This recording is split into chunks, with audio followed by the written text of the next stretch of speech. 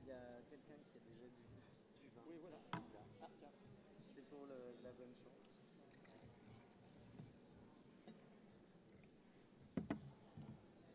Les micros fonctionnent. Alors, si justement vous devez discuter, c'est plutôt de mettre là. Je vais vous laisser.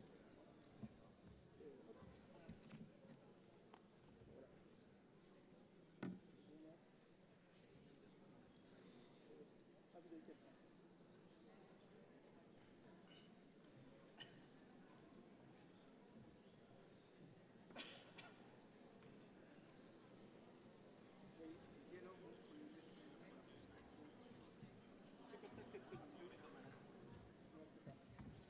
Vous inquiétez pas, je suis là pour guider, pour faire le monsieur loyal. J'ai l'habitude, vous inquiétez pas. C'est juste pour vous prévenir que ce ne sera pas un question-réponse. Voilà.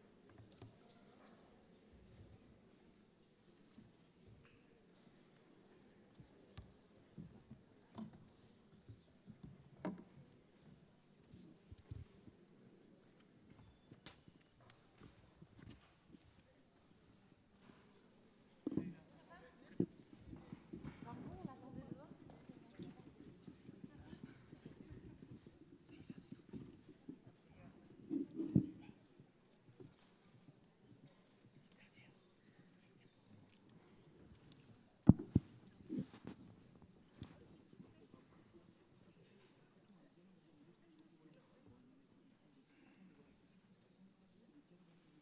D'accord. Oui, c'est la suite.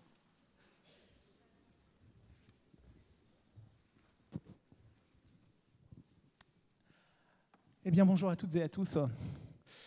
Bienvenue dans ce lieu majestueux qui est l'hôtel de ville dans le cadre de cette nouvelle édition du livre sur la place. Pour une rencontre un petit peu particulière avec nos deux invités ici présents qui ont eu la gentillesse d'accepter ce rendez-vous, à savoir tout d'abord, tout au bout, Leïla Slimani. Bonjour Leïla. Bonjour, bonjour Alors, à tous. ai-je besoin de vous présenter, prix Goncourt pour Chansons douces, et auteur notamment du Pays des autres, dont est paru ce deuxième tome, Regardez-vous danser, entre autres, évidemment. Et donc, juste à vos côtés, Xavier Leclerc, bonjour. Bonjour. Alors, vous avez signé en cette rentrée ce court livre très fort, Un homme sans titre. Vous avez tous deux publié chez Gallimard. Et donc, le livre sur la place a décidé de vous réunir, non pas pour une rencontre, disons, un peu traditionnelle, où on va présenter chacun vos livres, mais vraiment sous la forme du dialogue, puisque quand on découvre ces deux livres, on s'aperçoit qu'il y a quand même des correspondances. Il y a beaucoup de thèmes en commun, et je crois que vous vous connaissez un petit peu tous les deux, et c'était bien de vous réunir justement sous cet angle un petit peu particulier de la discussion entre auteurs, pour comparer vos travaux, votre vision du monde, votre proximité sur certains sujets, puisque à la fois à travers vos livres respectifs, vous nous montrez les liens très ténus, très complexes entre les deux rives de la Méditerranée. Tous les deux, vous êtes servis d'une base de l'histoire familiale, de vos aïeux que vous avez, j'allais dire, transcendé sur le papier à travers des écrits, avec des libertés, ou peut-être beaucoup moins, et beaucoup d'autres choses. Et donc, voilà, je pense que c'était intéressant de vous réunir et de vous faire discuter. Déjà, est-ce que cette proximité, tout bêtement, vous la ressentez tous les deux, cette, j'allais dire, proximité littéraire, culturelle, en quelque sorte ? Ah oui, absolument. D'abord, merci à toutes ces personnes d'être présentes aujourd'hui. Ça fait plaisir, une salle pleine. Et un grand bravo au public nancéen. Vous êtes vraiment au rendez-vous. Toutes les rencontres sont quasiment toutes pleines. Et je peux vous assurer que ça fait un plaisir fou. Merci donc, merci à vous. Avec, je le signale quand même, monsieur Antoine Gallimard, qui est juste devant. Au premier rang. Et vraiment... vous faillotez, attention. Vous faillotez. Non, pas du tout. Je vous chambre, évidemment. Non, si vous saviez. Mais par contre, j'ai appris à dire merci quand c'est dû, vraiment. Et à côté, Karina, évidemment, Karina Ossine, qui fait un formidable travail. Donc voilà, j'en profite. Et Leïla, merci à toi d'accepter ce dialogue. J'en suis vraiment très touché. Pour répondre sur la proximité, je crois que d'abord, ce qui nous relie, c'est une même vision de la littérature, de la place qu'elle occupe dans nos vies, l'importance qu'on lui donne, je crois le désir, l'exigence et la sincérité qu'on essaie de mettre dans nos livres, le désir aussi de ne pas se laisser enfermer du fait de là où on vient, du fait de ce qu'on appelle nos identités, de ne pas nous laisser enfermer dans une certaine image ou dans des clichés, peut-être la croyance très forte que la littérature sera peut-être la seule chose qui nous permettra de nous libérer de ces cases très faciles dans lesquelles le monde médiatique ou le monde politique peut nous enfermer, que la littérature d'un coup, elle nous offre autre chose, la possibilité de reconstruire non pas une identité mais une singularité, de devenir une voix, de devenir quelqu'un qui peut être à la fois tous les autres et profondément soi-même. Donc à mon sens, ce qui nous relie n'est pas forcément ce qui est le plus évident, c'est-à-dire, pour dire les choses crûment, le fait qu'on soit des Arabes, mais des choses beaucoup plus profondes, à mon avis, et qui ont trait à notre rapport avec les mots. Oui, et c'est intéressant cette idée d'essayer de trouver des points communs, parce que très rapidement, on s'aperçoit qu'en fait, c'est mon interprétation, mais justement, une des choses qui nous relie, c'est cette volonté de ne pas s'enfermer dans les points communs. En tout cas, c'est vraiment flagrant dans vos livres. Eh bien, j'en suis ravi, parce que le mot identité, le préfixe appelle à l'identique, et c'est ce que l'on refuse justement, parce que la réalité est beaucoup plus complexe. Et je pense qu'un auteur se veut de chercher la complexité, parce que la vie est pleine de contradictions. Et le problème des extrémistes en général, c'est qu'ils nous vendent une came de la simplicité. Pas d'une simplicité honnête, pédagogue, une simplicité toxique. En fait, ce sont des raccourcis. Et la vie est toujours plus complexe que ces raccourcis. Et ce qui nous rassemble, c'est aussi ça, cette volonté de se dire nos origines sont complexes.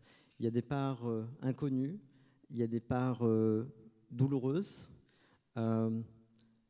Si vous prenez à l'inverse la démarche des orientalistes, par exemple, ils avaient tendance à exotiser le récit. Nous, c'est tout le contraire. En fait, mon métier à moi, à travers l'écriture, notamment de ces questions coloniales, c'est ma démarche profonde, c'est de sortir de la carte postale. Vous vous souvenez de ces cartes postales exotiques, avec écrit en sous-titre la description du sujet? Alors souvent, il y avait femme arabe, ou ou nègre, ou type kabyle, ou, vous voyez, et merci. Et l'idée, c'est vraiment de sortir de ces clichés, littéralement. Vous savez, quand on dit cliché, mais cliché, c'est une photo à la base. Et ces photos, elles véhiculaient des archétypes, des stéréotypes très réducteurs. Et le problème de ces réductions-là, c'est qu'elles nous enfermaient, et elles nous ont enfermés pendant très longtemps dans nos imaginaires collectifs. Et la littérature a vocation de nous libérer de ces imaginaires complètement pesants, stéréotypés. Et je dirais aussi que c'est, à mon avis, pour ça qu'on écrit beaucoup sur la famille, qu'on écrit beaucoup sur nos ascendants, sur nos ancêtres, sur finalement la cellule familiale. Parce que là aussi, il peut y avoir quelque chose de l'ordre de l'enfermement, de la prison dans laquelle on veut vous cantonner à une certaine image. Tu dois être mon fils et tu dois être à la hauteur et tu dois répondre à telle ou telle exigence. Tu dois être une gentille fille, sage et vertueuse. Et je crois que ce qu'on essaye de montrer aussi, c'est qu'on peut tout à fait se sentir étranger aussi à l'intérieur de sa famille. On peut refuser aussi une forme d'identité, même à l'intérieur de la cellule familiale. Donc je pense que cette attention qu'on porte presque microscopique microscopique sur la famille, elle dit aussi beaucoup de cette question, voilà, de la singularité, de ce désir d'être une voix. Alors justement, qu'on rentre véritablement dans vos travaux littéraires respectifs, Leïla, puisque vous aviez la parole justement, est-ce que, votre saga le Pays des autres, puisque vous renouez avec ces grandes sagas dans le bon sens du terme, fait un tabac, mais juste pour ceux qui ne connaîtraient pas la nature de votre projet, est-ce que vous pourriez juste nous le présenter pour vraiment recontextualiser et qu'on rentre véritablement dans cette entreprise littéraire ? Oui, cette saga, d'abord, part d'une sorte de projection fictive de mon histoire familiale. Je suis repartie de l'histoire de mes grands-parents maternels, ma grand-mère qui était alsacienne. J'ai créé un personnage qui s'appelle Mathilde, qui est inspiré d'elle, et mon grand-père, soldat marocain dans l'armée coloniale, qui a libéré la France et rencontré ma grand-mère à la fin de la Seconde Guerre mondiale. Et ce couple, qu'on appelle couple mixte à l'époque, il faut imaginer que c'est un couple extrêmement subversif, puisqu'ils vont revenir vivre au Maroc, dans le protectorat, dans une petite ville qui est la ville de Meknès, une ville de garnison. Et ce sont des gens qui seront, pendant toute leur jeunesse, en butte au racisme, au rejet, et qui seront extrêmement marginalisés. Le projet de la saga consiste à la fois à raconter l'histoire de cette famille, qui est une famille déchirée de l'intérieur par des conflits d'ordre culturel, d'ordre religieux, par la difficulté à éduquer des enfants quand les deux parents n'ont pas la même vision du monde, et parce que ça va entraîner ensuite sur la génération d'après.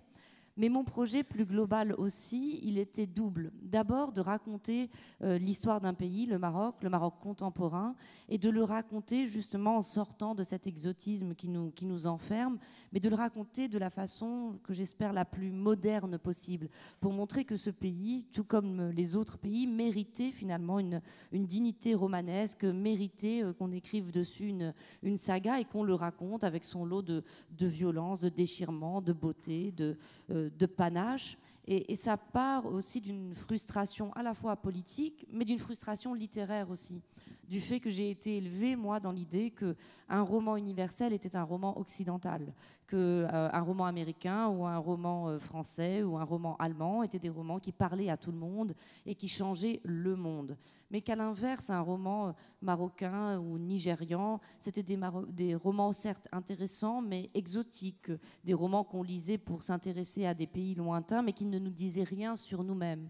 Et je crois que ce que j'essaye de faire, c'est de montrer à travers cette histoire d'une famille marocaine que le Maroc, comme les autres pays, est traversé par tout ce qui se passe dans le monde, en subit les influences, en subit aussi les conséquences, et que voilà, nous faisons partie totalement de la grande marche du monde. Et vous renouez avec, j'allais dire, la grande littérature populaire, feuilletonesque, qu'on lit comme on regarde une série télévisée, d'une certaine manière. Donc, on avait vécu la période années 40-50 dans le premier tome, et là, cette fois-ci, je le dis à gros traits, 60-70, avec évidemment la génération qui suit et tout ce qui va s'imposer, on va en parler.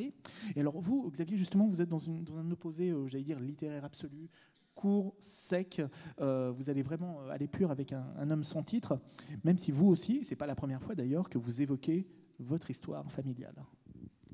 Oui, le livre précédent s'appelle 120 francs. Alors, brièvement, 120 francs, c'est l'histoire de mon arrière-grand-père, qui était un zouave ou un tirailleur kabyle, qui est mort pour la France en 1917 dans les tranchées de Verdun, à Besonvaux, le village martyr. Et j'ai essayé de retracer.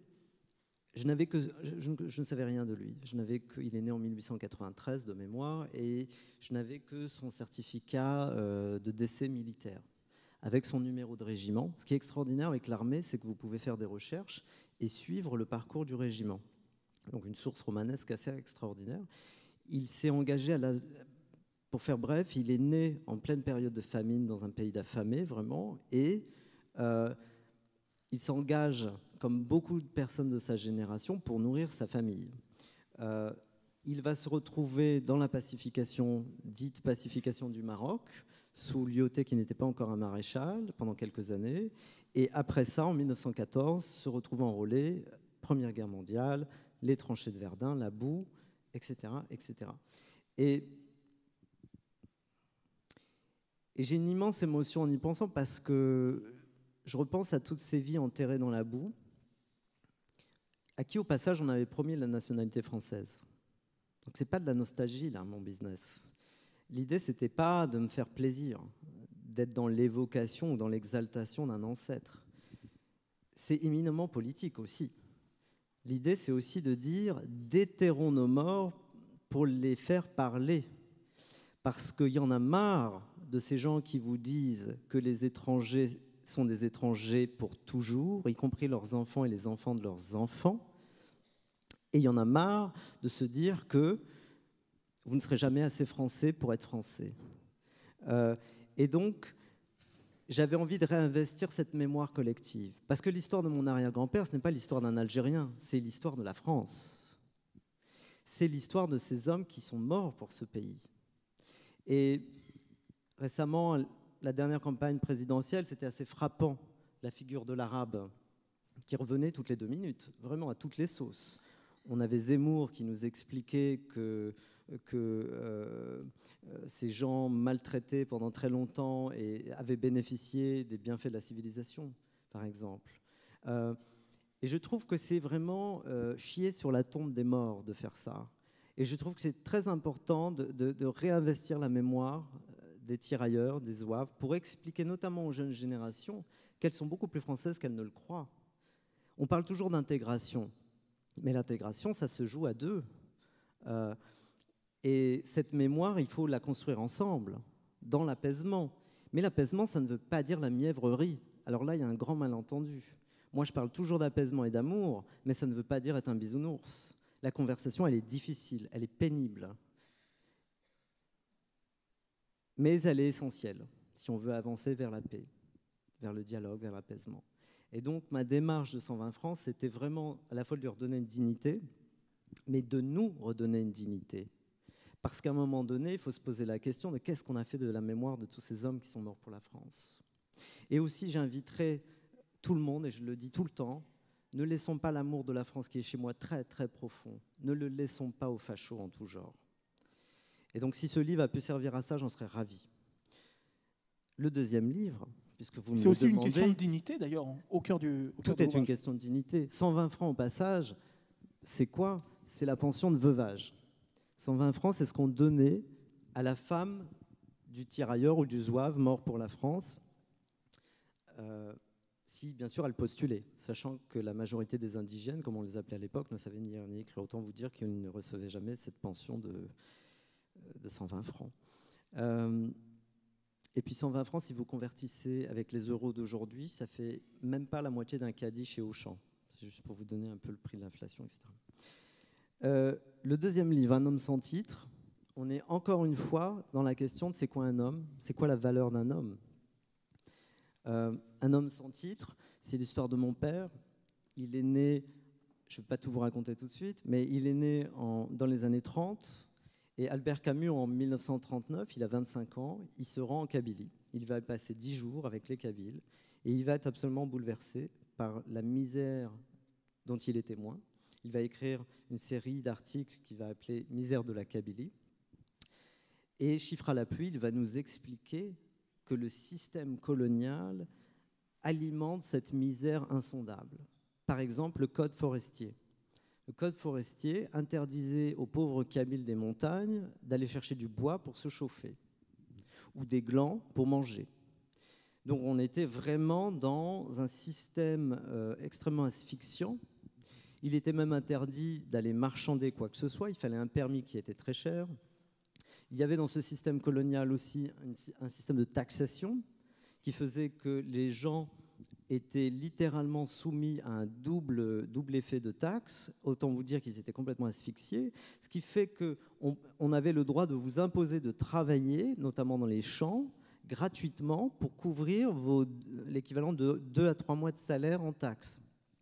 Autant vous dire que beaucoup de pères de famille travaillaient 2-3 mois par an gratuitement pour ces dettes en taxes. Et donc, ça donnait avec des gens qui travaillent épuisés dans les chantiers, et Albert Camus en parle très puissamment, on avait des gens qui tombaient par terre de fatigue, puisqu'ils n'avaient pas mangé. Mon père, il faisait partie de ces enfants qui mangeaient 1 jour sur 4. Albert Camus assiste à cette misère et il demande à un vieux qui lui répond « c'est comme ça tous les jours ». et il venait de voir des enfants qui se battaient pour des restes avec des chiens errants. Et donc mon père a fait partie de ces gamins qui jouaient le long des détritus avec des choses qu'on essaie de manger, plus ou moins. Et il n'a connu que la famine dans sa prime enfance. En 1939, Deuxième Guerre mondiale. Ensuite, adolescence pendant la guerre d'Algérie qui ne porte pas encore son nom. Et en 1962, il a 25 ans, il émigre en France pour venir travailler. Et donc, il n'a connu que la guerre, la famine et l'exil. Et ça donne un homme qui a appris à raser les murs, à disparaître, à s'effacer. Et la question de l'effacement, et notamment de cette impossibilité d'exister, elle revient constamment. Et un homme sans titre, pourquoi? Parce que mon père, il fait partie, et après je te redonne la parole, mon père, il fait partie de ces gens qui n'avaient de titre que de titre de transport ou de résidence. D'ailleurs, la photo est une clé du livre. Oui. Oui, c'est la photo de sa carte d'ouvrier. C'était vraiment son seul titre, dans le fond. Il en était très, très, très fier. Et il l'a gardé toute sa vie dans son portefeuille. C'était son diplôme, quoi. C'était vraiment sa fierté. Et même cette carte, elle est bouleversante. Je l'ai, cette carte. Et elle est bouleversante parce que quand vous vous penchez un petit peu et que vous regardez bien cette carte, mon père, son prénom, c'était Mohan Saïd. Il n'y a pas plus Kabyle. Ça, c'était son prénom composé, comme vous diriez. Voilà. Et il n'y a écrit que Mohand. On a supprimé le Saïd. Et je suis bouleversé par ça, parce que je me dis, en fait, il n'y a aucune malveillance là-dedans. C'est l'administration d'entreprise, c'est une immense société métallurgique en Normandie. J'imagine qu'ils ont autre chose à faire que d'écrire correctement le prénom de ces Bougnoul. Parce que, soyons sérieux, à l'époque, en 1962, vous veniez d'Algérie, vous étiez un raton, un Bougnoul, etc. Voilà, Et donc, il n'y avait pas de méchanceté.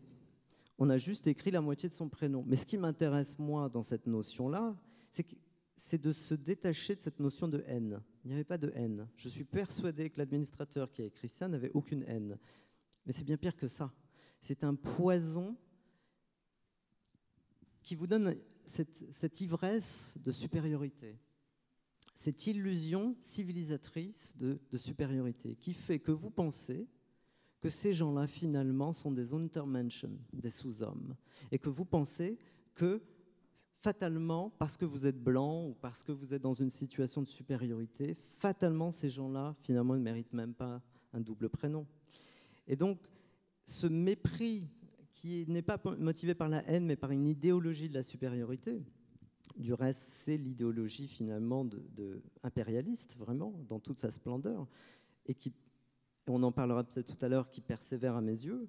Je trouve qu'un homme sans titre, vraiment, c'était l'idée de redonner la dignité à mon père et à tous ces hommes invisibles, et à toutes ces femmes invisibles qui, pendant trop longtemps, ont reconstruit la France d'après-guerre pour des salaires modiques et qui sont tous morts les uns après les autres, malaxés dans le passé, dans les tranchées, comme mon arrière-grand-père, dans l'anonymat total, et pour finir aujourd'hui malaxés dans les grandes entreprises pour des profits de capitaux dont ils ne verront jamais la couleur. Et donc, le titre en latin, c'est l'inscription.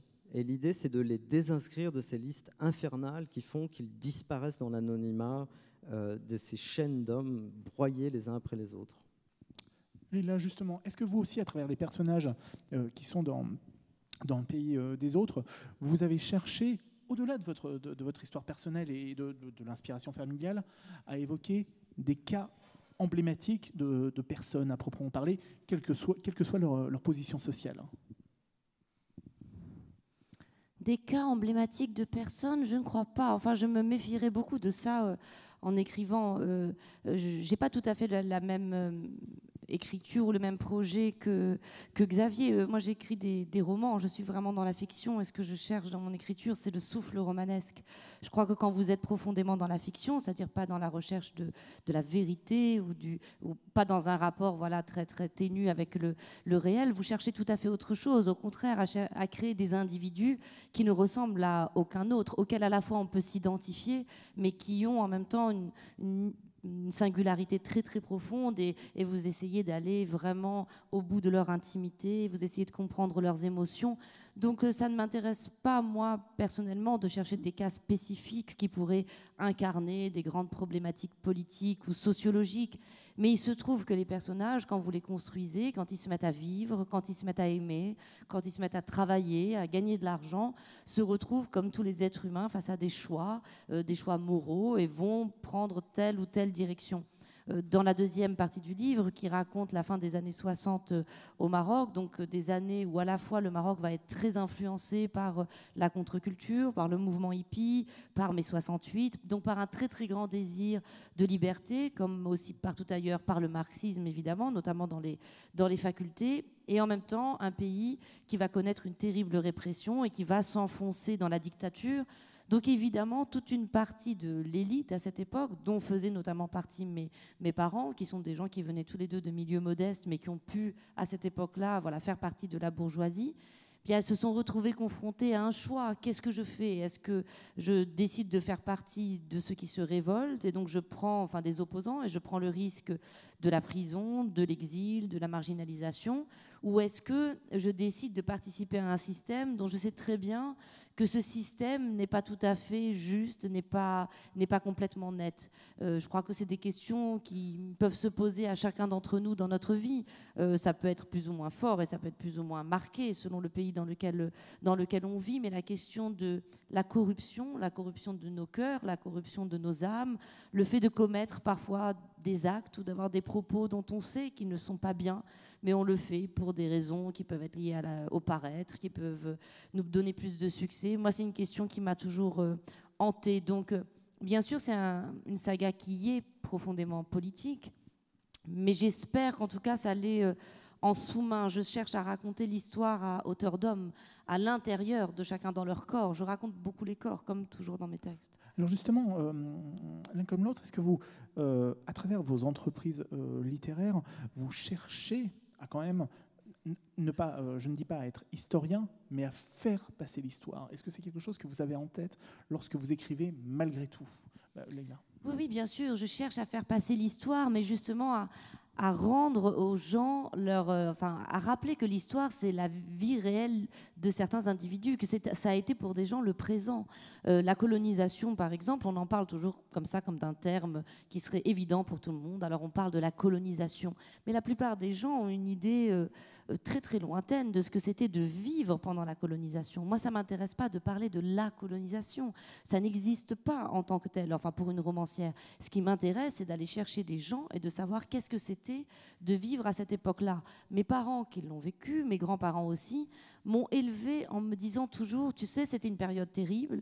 C'est vrai que c'est une période où on a été victime de racisme, de violence. Il y a eu des choses affreuses.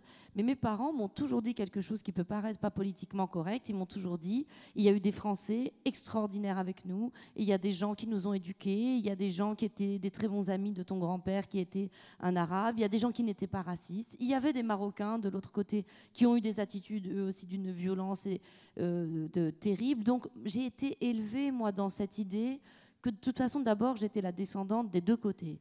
J'étais enfant de colonisateur et enfant de colonisé. J'étais enfant de bourreau et enfant de victime. Donc de toute façon, j'avais conscience qu'il y avait une impossibilité de choisir un camp.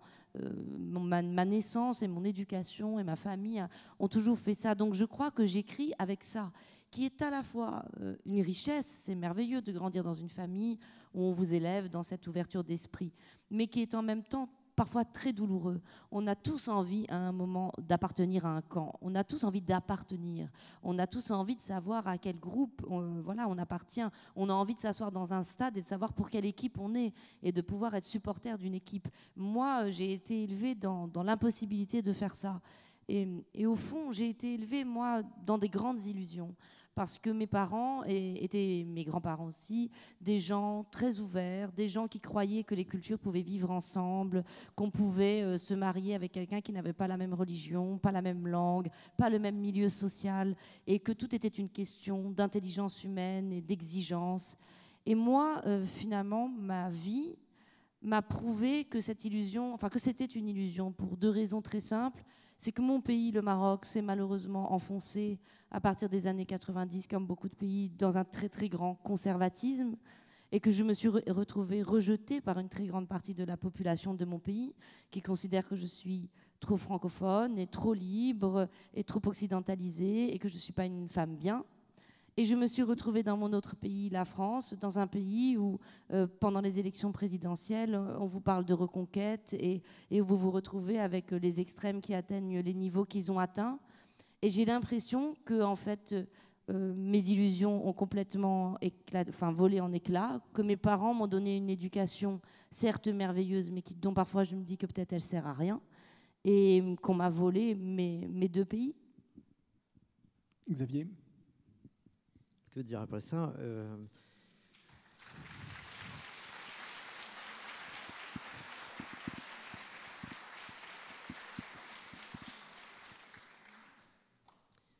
Je suis complètement d'accord avec cette vision de l'histoire qui est complexe, vraiment. Il y a une notion dont j'aimerais parler, puisqu'il s'agit d'un dialogue, c'est l'injonction identitaire. Alors ça veut dire quoi? C'est formuler un ordre, obliger l'autre à devenir ou à se formater d'une certaine manière. Dans le livre Un homme sans titre, je parle d'injonction au gourbi. Ça veut dire quoi l'injonction au gourbi? Le gourbi, c'était ces habitations très délabrées, très pauvres dans lesquelles les villageois vivaient. Et l'injonction au gourbi, ça fait référence à cette obligation de se conformer à une certaine idée et une certaine attente qu'on a de vous avec cet imaginaire colonial. Et donc, j'y suis confronté très régulièrement encore aujourd'hui.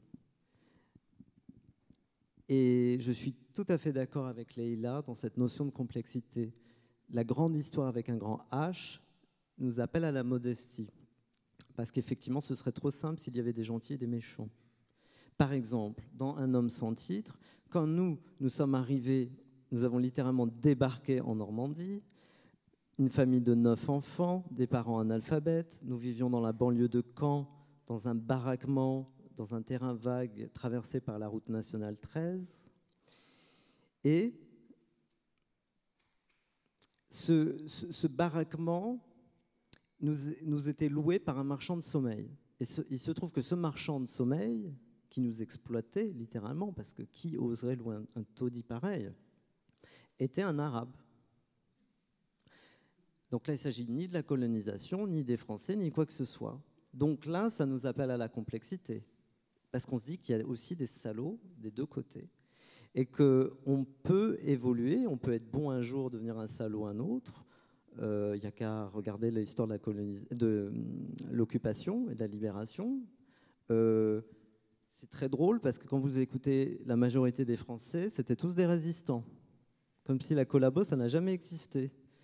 Je ne sais pas si vous connaissez les collabos du dernier quart d'heure, quand Leclerc était déjà à Paris et que les gens se mettaient à faire semblant de tirer sous les arcades des Tuileries pour se dire résistants, pourvu que quelqu'un me voie. Et comme ça, on les déclarerait résistants, vous voyez. Donc il y a de la complexité, il y a quelque chose de pathétique dans la condition humaine, profondément. Et moi, je suis absolument traversé par cette idée. Je refuse. Il y a une dame très sympathique tout à l'heure qui m'a demandé de signer, mais elle m'a dit vous seriez gentil, vous pourriez aussi signer Hamid Aït Taleb en dessous. Ça m'a fait mal au cœur, surtout pour elle, parce que je me suis dit elle n'a rien compris. Elle n'a absolument rien compris.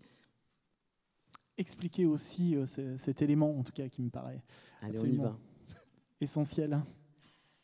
Alors, Leclerc, c'est la traduction littérale de Aït Taleb. Alors, Aït Taleb, c'est pas n'importe quoi comme nom.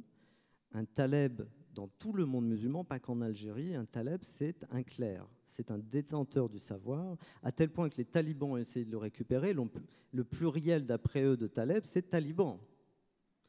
Donc, le mot Taleb, il a une résonance extraordinaire. Le prophète de l'islam lui-même était élevé par Abu Taleb. Vous voyez, donc quand vous allez même dans les pays les plus islamiques au monde, quand vous leur dites Taleb, ils vous regardent avec des yeux écarquillés. Donc pour moi, il ne s'agissait pas d'en avoir honte.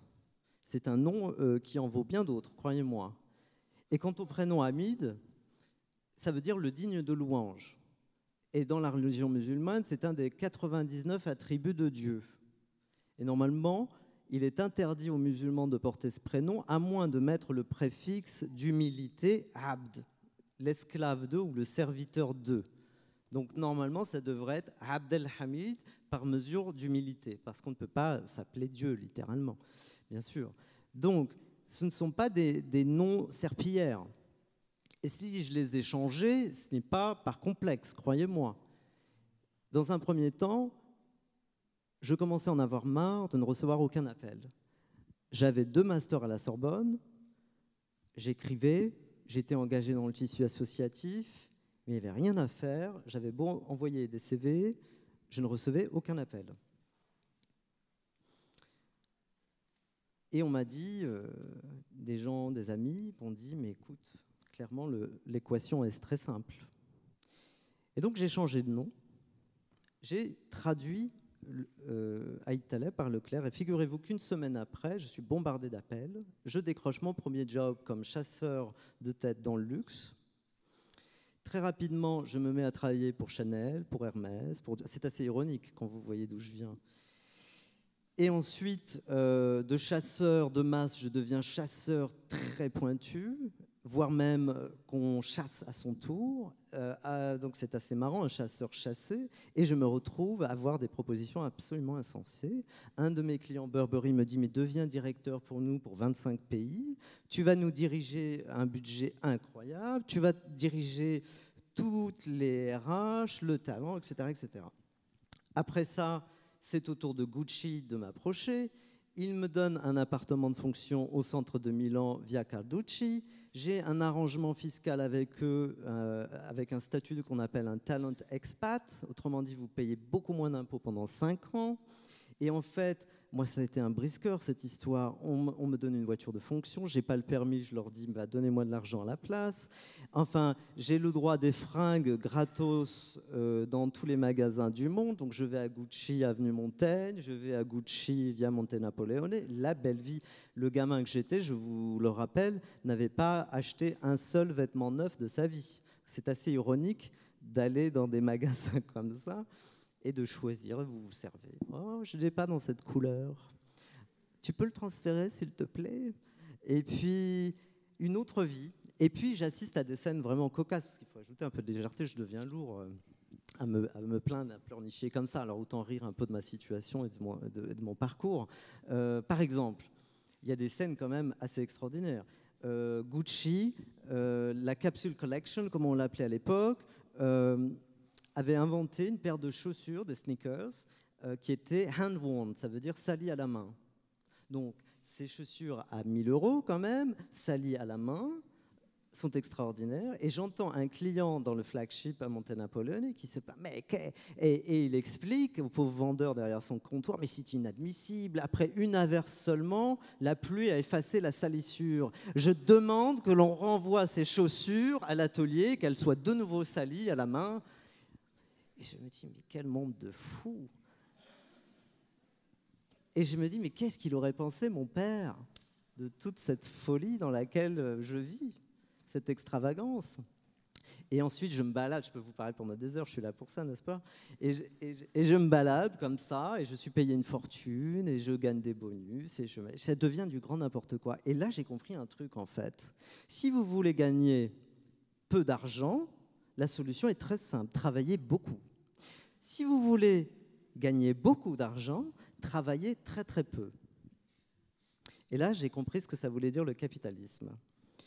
Je n'avais pas besoin de leçons marxistes. J'ai compris qu'en fait, il fallait juste être du bon côté de la barrière. Et alors, vous pouvez me juger autant que vous voulez. Moi, je n'ai pas d'héritage. Il fallait bien que je m'en sorte, il fallait bien que je gagne ma vie. Les retraites, ça n'existe plus, tout le monde est au courant. Donc, j'ai fait ce que j'ai pu. Et quiconque me jugera, eh ben, on verra bien. Donc, je n'ai pas de problème avec ça. Je suis complètement émancipé. Je reviens à la notion initiale d'injonction.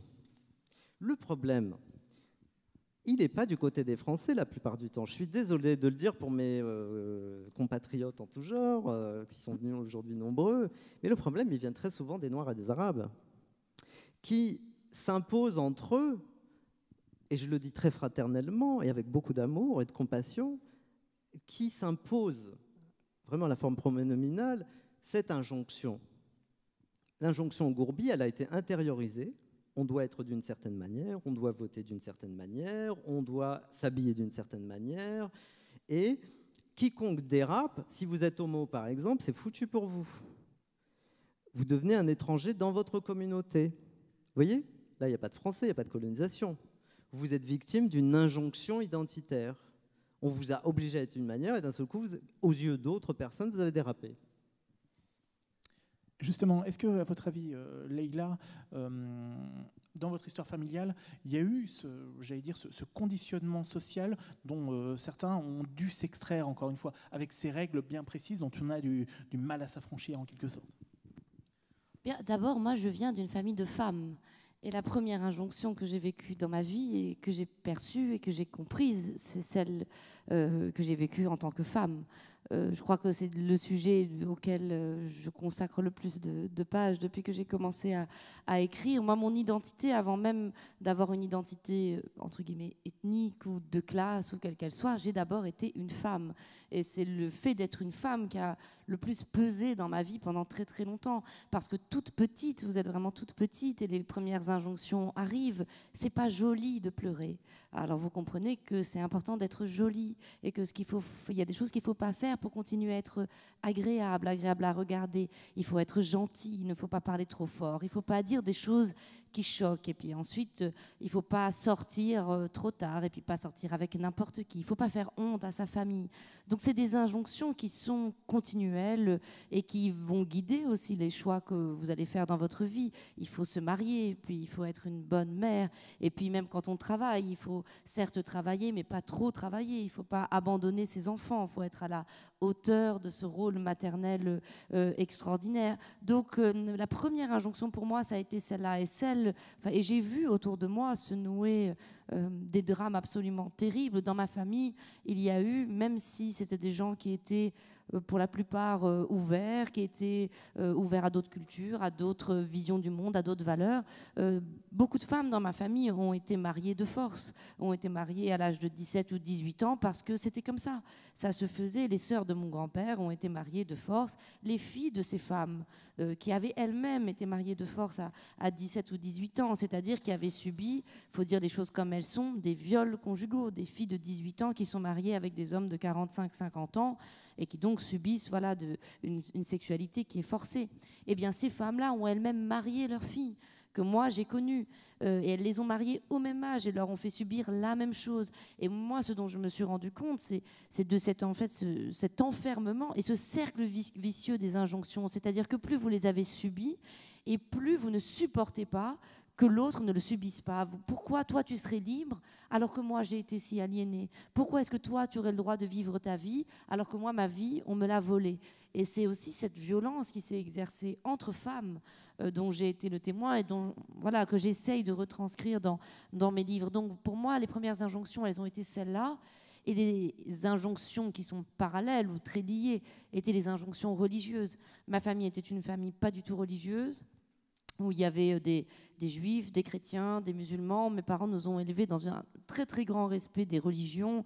On fêtait Noël avec ma grand-mère parce que ma grand-mère alsacienne adorait Noël. Donc toute la famille faisait Noël. On faisait également le Ramadan. On faisait Kippour avec mon oncle. Donc c'était quelque chose de tout à fait naturel. Mais mes parents nous élevaient en nous disant tout le temps « ne le dis pas ». Ne raconte pas ce qui se passe à la maison. Ne dis pas qu'on boit de l'alcool. Ne dis pas que, par exemple, que ta sœur est avec un homme et qu'elle n'est pas mariée. Donc, on vivait dans la conscience quand même que ce qu'on faisait était problématique, qu'on n'avait pas le droit de le faire, que c'était dangereux. Par exemple, vous allez à la pâtisserie, acheter à manger pendant le Ramadan. Ma famille, la plupart des gens ne jeûnaient pas. Et vous savez que les gens vont sentir votre odeur pour sentir si vous avez mangé ou si vous avez fumé. Et par exemple, d'avoir peur d'aller faire des courses et d'avoir peur que les gens sentent sur vous que vous avez fumé ou que vous avez mangé.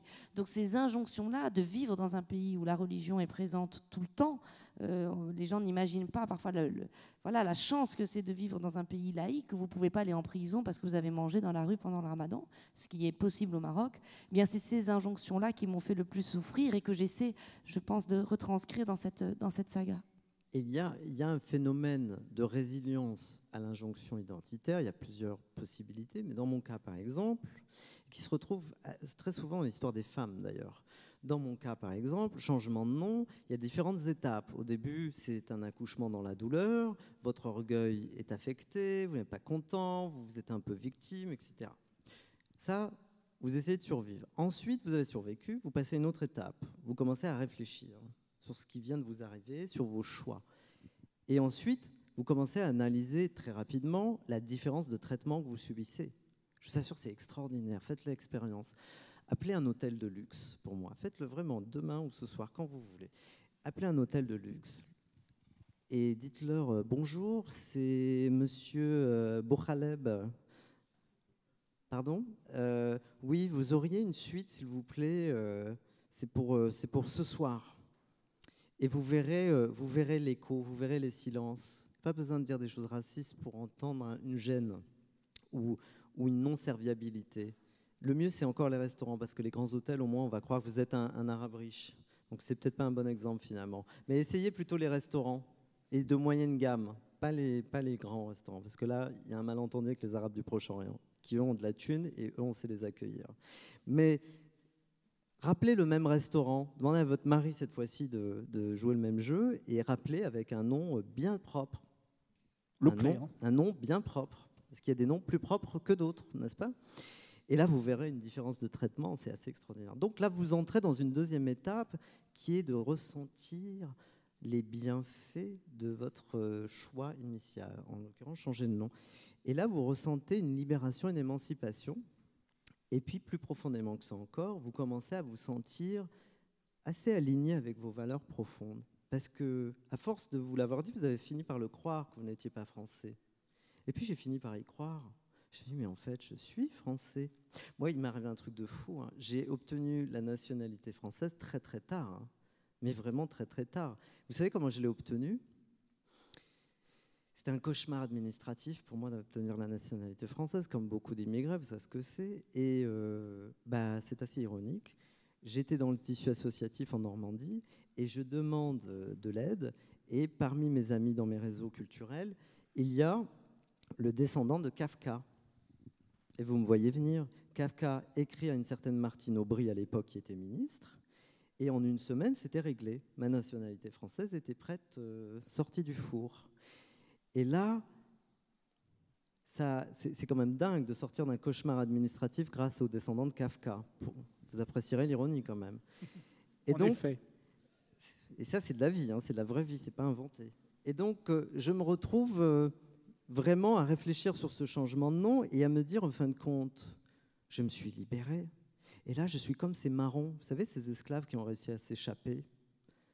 Et là, je me dis, mais je suis vraiment en vie. Je ne dépends plus de personne. Je n'ai plus à attendre quelques faveurs de qui que ce soit. Je peux commencer enfin à vivre, à décider de mon avenir, à postuler, sans me dire « Ah, ils ne vont pas m'aimer parce que tu comprends ». Et là, c'est extrêmement libérateur.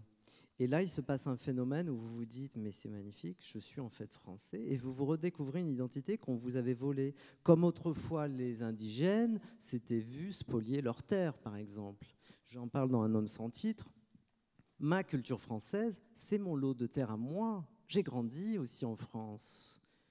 J'ai lu René Char, j'ai lu Simone de Beauvoir, j'ai aimé Albert Camus, j'ai aimé tous ces grands auteurs qui nous habitent aujourd'hui. Et donc, je suis devenu français sans même le savoir. Ça vient par tous les pores de la peau. Ça vous habite, ça vous émeut. Et très vite, vous vous rendez compte qu'en fait, on vous a spolié pendant très longtemps. On vous a interdit le territoire imaginaire d'être français, cet amour de la France. Et là, je me rends compte que donc, je suis français, je me sens libéré, et je n'oublie rien du berceau. Mais je commence à regarder le futur. C'est assez libérateur. Et donc, il se passe un truc assez extraordinaire quand vous vivez des trajectoires comme ça, parce que vous avez affaire aux Arabes, je vais très très vite, désolé, je vais être très désobligeant, mais vous avez affaire d'un côté aux Arabes qui sont désolés pour vous. J'ai eu plein de messages de gens qui disent « Oh, le pauvre, il a changé de nom, mesquine ». Mais j'ai envie de leur dire « Mais soyez pas désolés pour moi, je n'ai pas besoin de votre pitié. Ça va très bien pour moi, en fait. Je me suis libéré. Soyez heureux pour moi. » Et Et de l'autre côté, je suis prisonnier dans un étau qui fait que, on va aller le dire très vite comme on a dit les Arabes, les Gaulois de l'autre côté me disent « Oh, c'est... » Mais alors, il y a deux versions. Il y a la version bobo qui vous dit « Oui, c'était plus exotique avant quand même. Hamid, c'était sympa en soirée. » C'est comme Leïla, elle arrive avec ses cheveux bouclés, c'est sympa dans les soirées de Saint-Germain, ça fait chic parce que c'est comme une sorte de plante vivante, quoi. T'es exotique. Au XVIIIe siècle, on mettait un ananas sur la table, c'était un signe ostentatoire de richesse. Bon, bah voilà, on est des ananas aujourd'hui. Voilà. Vous êtes des ananas, j'ai bien retenu. Des trophées de la diversité. Voilà, ça fait chic sur un plateau. On a maintenant systématiquement ce qu'il nous faut. Je vois le monsieur qui lève la main. Peut-être que Sébastien je vous donnerai la parole juste après. après. Je vous passerai la parole juste après. Il nous reste une toute petite poignée de minutes. Voilà. Je vous en prie. Voilà, c'est tout pour moi. Mais c'est à toi de terminer, Leïla. Si je devais terminer sur le nom, moi, mon rapport au nom est totalement différent. Moi, mon nom, qui est le nom de mon père, bon, déjà, nous, les femmes, nous pouvons perdre notre nom au cours d'une vie, puisque par le mariage, parfois, notre nom de naissance est effacé par le nom de notre mari, si on fait ce choix, et avant, c'était quasiment automatique. En tout cas, ce nom, le nom de Slimani, qui est le nom de mon père, c'est un nom que j'ai eu honte de porter pendant un certain temps, ou en tout cas que j'ai eu du mal à porter, puisque mon père était impliqué dans une très grosse affaire politico-financière au Maroc qui faisait que tout le monde connaissait mon nom, mais pour de mauvaises raisons. Donc j'avais une très grande rage, en réalité, de redonner du lustre à ce nom, de venger ce nom, et que d'un coup, ce nom soit vu et reconnu pour quelque chose de positif. Et donc je me suis mariée avec un Français qui a un nom très français et très élégant et qui est très pratique pour les réservations de restaurants et l'administration aussi, parce que je peux vous dire que Leïla Slimani, c'est pas toujours ce qu'il y a de plus pratique. Puis les gens vous demandent constamment des plaies. Enfin franchement, Slimani, c'est pas très compliqué. Vous avez l'impression que bon. Bref. Phonétiquement, ça va. Mais en tout cas, j'ai fait le choix de garder mon nom et mon nom, comme on dit, de jeune fille. D'abord parce que c'était un choix féministe, parce que c'est mon nom, c'est le nom avec lequel je suis née et c'est le nom avec lequel je mourrai. Donc c'était un choix féministe important. Et puis ensuite parce que justement je voulais laver ce nom et je voulais qu'à un moment ce nom puisse être sur un livre, puisque les livres étaient ce qu'il y avait pour mon père de plus important. Donc voilà, pour moi j'ai un rapport de combat au contraire avec ce nom. Merci beaucoup. Je crois qu'il y a un monsieur qui voulait prendre la parole. On vous apporte un micro, monsieur. Voilà. Merci.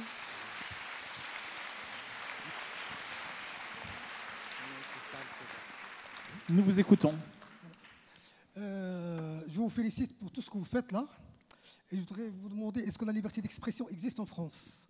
Mon livre a été refusé en France. On m'a dit que la liberté d'expression n'existe pas. Il a été publié dans le royaume du Maroc. Maintenant, il est dans le monde arabe. Un arabe à abattre, abus de pouvoir et harcèlement sur Sarkozy. Monsieur, voilà. Je me souviens de vous, monsieur, vous m'avez agressé il y a 2 ans sur cette place. J'ai dû prendre un taxi parce que vous m'avez agressé avec votre dossier. La justice anti-Arabie, anti-Noir. Monsieur, non, moi je vous répondrai pas, c'est honteux. Éric Dupond-Moretti, c'est grâce à moi qu'il est mis Vous me faites ça à chaque fois et vous m'avez agressé la dernière fois physiquement, monsieur. Sont au palais royal. Et le roi Mohamed VI l'a pris comme avocat. Et j'ai envoyé le dossier à Macron et Macron l'a pris comme ministre de Justice. Voilà, juste pour vous dire que la justice anti-Arabie, anti-Noir est maintenant... Merci, monsieur.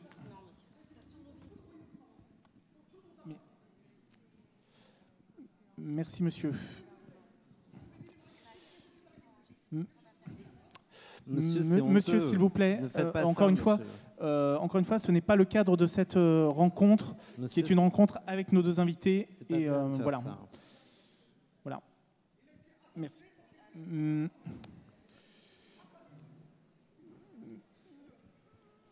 Merci. Bon, si quelqu'un d'autre a une question, on sera ravi de prendre une autre question. Ce n'est pas le cadre de cette rencontre. Je vais laisser la parole à quelqu'un dans le fond. Je vois un monsieur dans le fond. Voilà. Monsieur, dans le... Ce n'est pas le cadre de cette rencontre, monsieur. Voilà. Voilà. Voilà. Bon.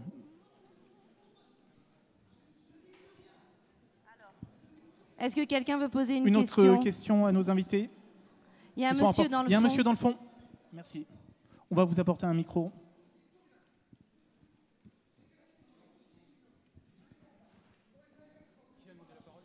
Un monsieur dans le fond, on lui a apporté. Nous vous écoutons, monsieur. Alors, je ne sais pas si vous m'entendez. On vous entend, pas de problème. Merci pour votre intervention. Privilège journalistique, j'ai pu lire le livre de Xavier cet été un peu avant tout le monde. Et bon, je vais pas vous le spoil, mais je vous l'encourage à l'acheter. J'avais une question, je commence par une citation. Frantz Fanon disait de la négritude à la blancheur, il n'y a qu'un pas. Et Édouard Saïd, dans l'orientalisme, dit de l'orientalisme à la blancheur, il n'y a qu'un pas aussi. En fait, il fait que le reprendre. Et du coup, j'ai une question à poser, une à Xavier, ensuite une à Leïla.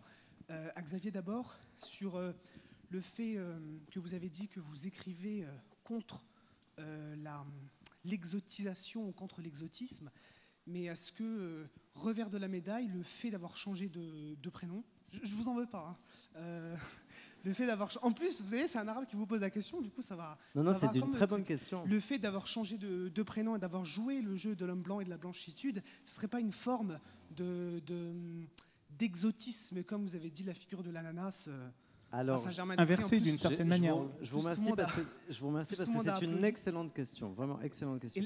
Et la question à Leïla, du coup, que je lis depuis pas mal d'années maintenant, c'était sur... et j'ai toujours voulu la poser la question à chaque fois que je vous ai suivi derrière chaque conférence, mais j'ai jamais eu l'occasion. C'est dans vos livres ou dans vos interventions, vous prenez souvent des exemples, mais j'ai presque envie de dire des exemples un peu personnels. La femme et son mari, le fait qu'on fêtait Noël, etc., etc. Et c'est comme s'il y avait l'angle mort du système, en fait, qui conduit en fait tous ces exemples personnels à se passer comme ils doivent être passés, mais parce qu'ils sont objets à un système colonisateur, parce qu'on est dans une situation post-coloniale, un système blanc et un système raciste. Je vous remercie de la question. Et je sais pas si j'ai été merci beaucoup. Merci beaucoup. C'est vraiment une excellente question. Alors la question pour moi, c'était est-ce que c'est pas jouer le jeu d'une certaine blanchitude, vous m'excuserez, et d'un certain exotisme, voilà, et d'un certain exotisme, de changer de nom? Eh bien, je vous dirais, mon cher ami, c'est tout le contraire. Pourquoi? Parce que, savez-vous, par exemple, que on m'avait suggéré à plusieurs reprises... Je suis désolé.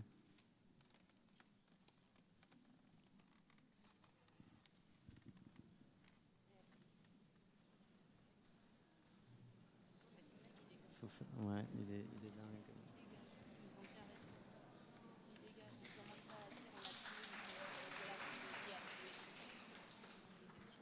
Faire attention parce que s'il est armé, il peut...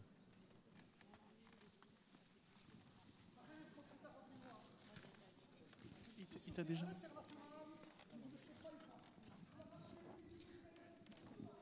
Monsieur, vous devriez avoir honte, vous avez agressé physiquement Leïla, hein. Ici même d'ailleurs.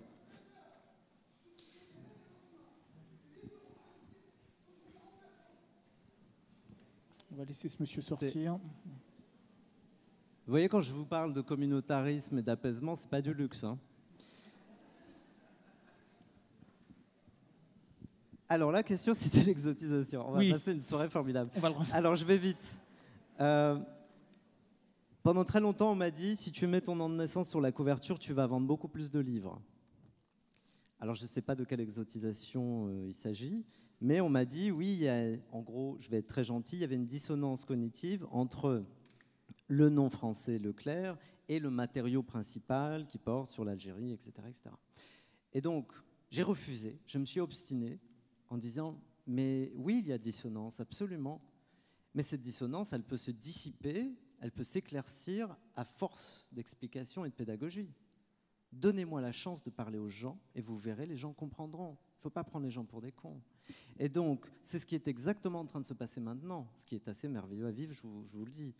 Et l'exotisation, elle aurait été au contraire, si j'avais subi cette injonction de revenir à mon nom de Gourbi, dans le fantasme de l'injonction identitaire initiale de ma naissance, et qu'on m'avait interdit d'évoluer, de changer à ma guise. Après tout, je suis un homme libre. Et donc, en refusant de porter une ceinture de banane, puisqu'il s'agit de ça, soyons très clairs, pourquoi vous voulez avoir un nom arabe sur une couverture si sur votre passeport, désormais, vous avez un nom français?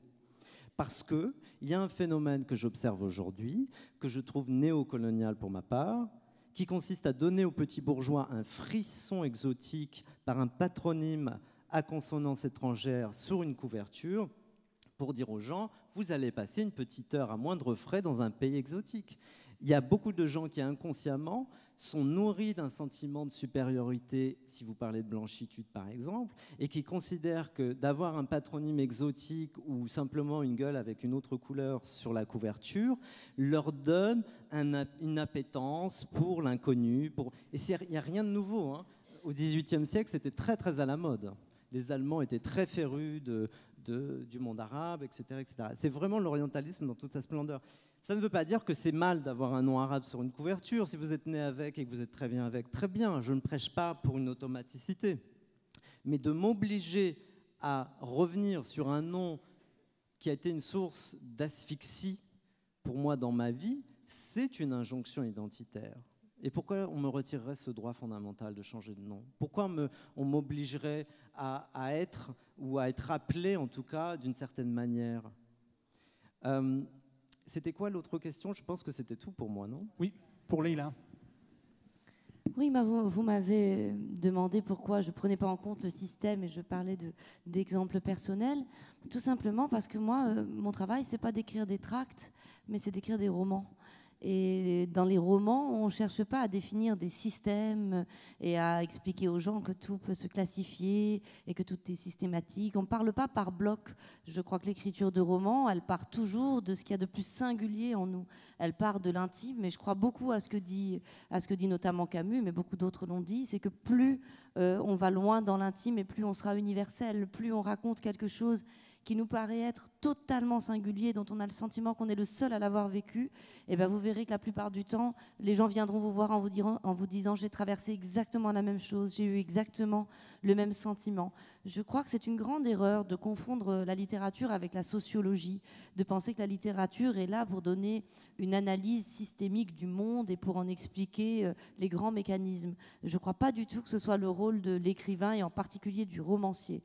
Le roman, il demande tout à fait autre chose. Au contraire, pour moi, la beauté du roman, c'est de pouvoir écrire toute une scène sur une attitude toute simple, la façon dont quelqu'un tient ses mains, sur un regard, sur un plat posé dans une cuisine, sur une lumière qui transperce les rideaux. C'est ça le roman. Un roman qui essaye de vous parler du système et qui met les gens dans des systèmes. D'abord, à mon avis, il y a de très très grandes chances d'être un très mauvais roman. Et puis sans doute, oui, il serait assez ennuyeux et raterait son objectif, à mon sens. Je suis assez d'accord. Voilà. Une dernière question dans le public. Oui, monsieur, on vous apporte le micro. Vous serez le dernier. Hop. Oui. Ouais, Vous êtes où, monsieur? On ne vous voit pas. Bonsoir, Bonsoir. je suis là. Je voulais juste revenir sur les mots de Leïla tout à l'heure. Bon, moi, je joue au foot. Alors, quand vous avez parlé d'équipe à soutenir, ça m'a parlé. Parce que j'adore le foot, c'est pour ça que j'en ai parlé. Très bien. Et je trouve que cet exemple était très pertinent parce que quand on va au stade, c'est vrai qu'on ne va pas soutenir l'arbitre. On a une équipe qu'on suit. Et je voulais justement vous poser la question à tous les deux sur comment finalement on fait pour avoir une identité, donc soutenir une équipe, croire en des valeurs, avoir, comme vous le disiez également Xavier, une projection, un futur, sans tomber dans l'identitaire, les choses malheureuses qu'on a pu voir aux élections présidentielles notamment, qui moi me font de la peine. Et voilà, la frontière entre l'identité et l'identitarisme, comment est-ce qu'on fait pour pas tomber Pour moi, en tout cas, la solution que moi j'ai trouvée, la définition que je donne moi à l'identité, est en fait une définition foncièrement morale. Je crois qu'on est ce que l'on fait. Bien sûr, on est ce que l'on est, enfin on est avec quelque chose, mais ce qui est important, c'est ce qu'on en fait. La vie qu'on construit avec ça, avec ce qu'on nous a donné, avec les attributs qu'on nous a donnés, qui sont les attributs culturels, physiques, etc. Il n'y a pas des cultures qui sont bonnes ou qui sont mauvaises. Ce qui est important, c'est qu'est-ce que vous faites avec la culture qu'on vous a donnée. Donc pour moi, mon identité, ou en tout cas l'identité à laquelle j'aspire, parce que pour moi l'identité doit être une aspiration, c'est celle d'être quelqu'un de bien. Mon seul souci, c'est qu'à la fin, on puisse dire voilà ce qu'elle a fait, voilà ce qu'elle a écrit, voilà comment elle s'est comportée, et c'est la seule identité qui compte. Ce qu'il y a écrit sur mon passeport n'est que le produit d'une série d'accidents. Il se trouve que je suis née de ce côté-là et de ces parents-là. Il aurait suffi voilà, que finalement mon père ne vienne pas au restaurant ce soir-là, qu'il boive un verre de plus, que ma mère ait un pneu crevé, et ils ne se seraient jamais rencontrés, je n'existerais pas. Enfin, j'ai une très très grande conscience de la contingence de ce que je suis, de la contingence de l'identitaire. J'ai toujours été, du fait de mon éducation, très très étonnée par les gens qui sont fiers d'être quelque chose, alors qu'ils sont fiers d'être marocains, qui viennent vous dire je suis très fier d'être marocain, mais qui par ailleurs peuvent être des voleurs, ils trompent leurs femmes, ils mentent, ils se comportent hyper mal, mais ils sont très très fiers d'être marocains. Et moi je comprends pas ce que ça veut dire. Donc moi je suis pas particulièrement fière ni d'être française, ni d'être marocaine, ni rien du tout, mais je suis fière quand je fais quelque chose qui me semble être quelque chose de bien, où je suis fière de mes enfants. J'ai souvent dit, moi, je n'ai pas de pays. Aujourd'hui, je vis au Portugal, donc je suis une étrangère. J'aime être une étrangère, ça ne me dérange pas du tout, parce que pour moi, mon pays, ma patrie, c'est le corps des gens que j'aime. Le corps de mes enfants, c'est mon pays. Le corps de ma mère, c'est mon pays. Et l'endroit où se trouvent ces corps, ce sera mon pays. Et je m'y sentirai bien. C'est tout ce qui compte pour moi. Ce n'est pas ce qu'il y a écrit sur ma carte d'identité. C'est ce que je fais, ce que je vais faire de ma vie. Et on pourra dire, à la fin du film, on pourra donner un titre et on pourra dire ce que j'ai été, on pourra dire l'identité. Mais c'est marrant, c'est une aventure, l'identité. Ça ne doit pas être fixé. C'est une aventure. Et le dernier jour, on verra. Voilà, merci beaucoup. Merci beaucoup Leila, merci beaucoup Xavier. Leila Slimani, donc, voilà, vous allez dédicacer dans quelques instants vos ouvrages, notamment ce deuxième tome du Pays des Autres, mais d'autres ouvrages sont disponibles, bien encore Xavier Leclerc, 120 francs, bien encore Un homme sans titre. Vous êtes tous les deux publiés chez Gallimard. Merci d'avoir participé. Merci. Ouais. Tout de suite, vous allez signer juste en bas. Merci encore pour cette rencontre un peu mouvementée, on va dire ça comme ça. Passez une très bonne fin de soirée. Et n'oubliez pas, nous sommes tous des ananas. On va dire ça comme ça. Voilà. À très bientôt.